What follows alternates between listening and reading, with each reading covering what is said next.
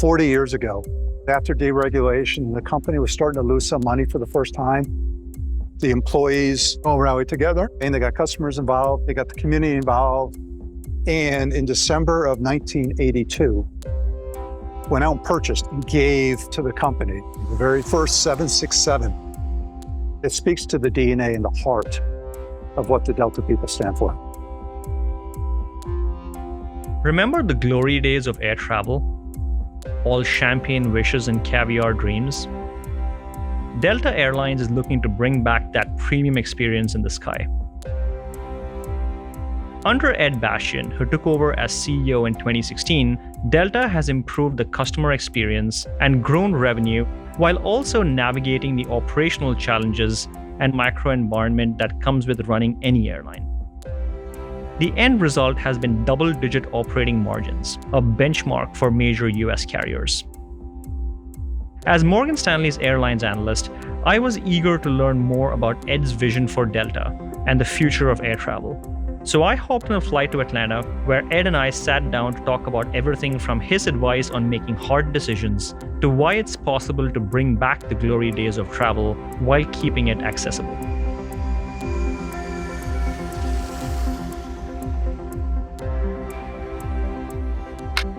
Ed, thank you so much. It's absolutely incredible to be here at this beautiful Delta Museum. A lot of people are really passionate about aviation and the airline industry. Would you consider yourself to be a plane geek? I'm a people geek. I'm attracted to the people of the airline. They're focusing on the service, not the actual incredible technology that the service brings. It's the people inside the plane. The airline industry has notoriously been challenging, but Delta over the years has achieved double-digit margins and has sustained that. The airline industry historically was seen very much as a utility or a commodity. In fact, the government controlled the airlines in terms of their ability to sell fares and what routes they could fly. And after deregulation in the early 80s, it led to a tremendous amount of dislocation. Coming out of all that, many of us said there has to be a better way. We have to, first of all, get greater stability around the company and the brand. We had to create a little bit of scale. And the second thing that Delta uniquely led was about this is not a commodity. This is a premium experience. Started with operational reliability. Candidly, the airline industry wasn't an incredibly reliable base. And we started on that path. We built our reputation over the last decade as by far the most reliable airline in the sky.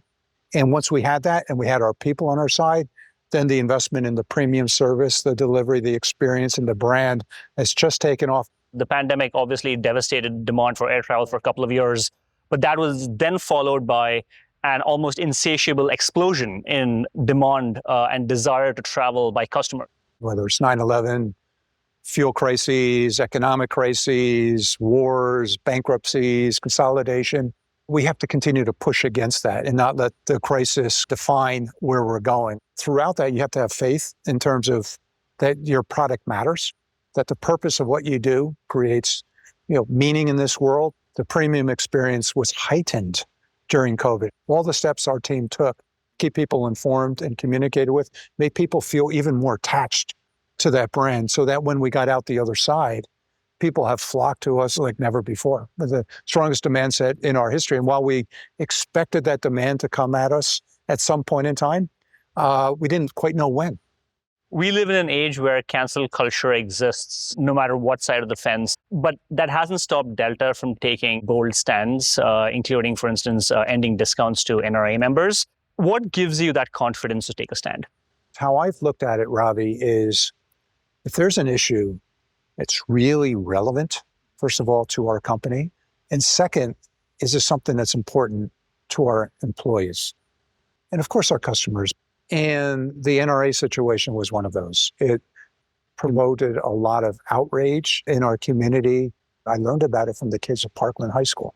They're smart. They found me like the next day on the NRA website, Delta's name was on. And they reached out to the leaders of each of the companies. And, it was an afterthought. It wasn't something I even knew about. It was like a 5% discount, but it was symbolic. And I said to them, we will not stand with any entity that doesn't provide full support to you. We pulled the discount. It's a tiny discount, but it created an enormous amount of international attention and certainly a lot of backlash, but it mattered to our people. We made a statement, we did what we had to do, and we just kept moving. One of the things that I learned from this is that you not only have to have a relevant voice on the topic, you also have to always be talking about what you're for. In this cancel culture society, everybody wants to talk about what they're against. Companies need to make sure they understand the values of the business and always talking about the values of the business. And so when something happens that obviously has some conflict with that, well, people don't get surprised that you engaged. The worst thing to do is to surprise people. And then people say, where did that come from? Or then to change your perspective. What happened? How convicted are you really? And so I try to always be positive, and hopefully our actions, when those times occur, and I hope they don't occur often, people won't be surprised when those matters occur. AI is the flavor of the day. What does AI and technology mean to Delta? We've talked about AI a lot over this last year. It's kind of the thing.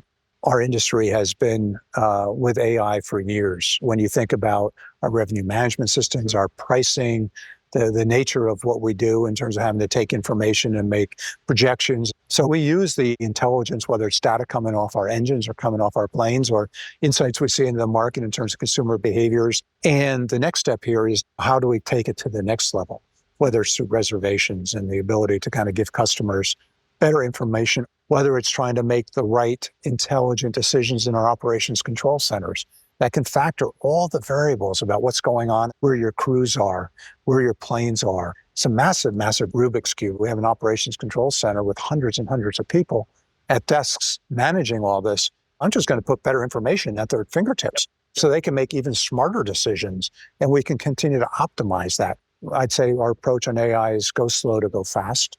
We're understanding it. We're studying it, because the one thing you have to do to make this all work, you have to make sure your data is clean. You have to make certain everything is highly reliable and highly predictive. What's the best advice you've gotten for making tough decisions? The best way to avoid making bad decisions is learn to be a good decision maker. And you learn to be a good decision maker by taking decisions as you see them, as they come. And if you continue to kind of stay in that mode of making decisions quickly, you actually will learn to be a better decision maker, because you'll take it at an earlier stage so that even if you don't make the right decision at that point, you can course correct. The pandemic was the ultimate hard decisions. I mean, I had 90,000 employees. I've got no revenue. And I told my employees very openly, early in the pandemic, within the first month, there's probably going to ground this industry for months and months and months and months, maybe years. I don't know. But what I do know is I'll do my best to protect your jobs. You know what they did?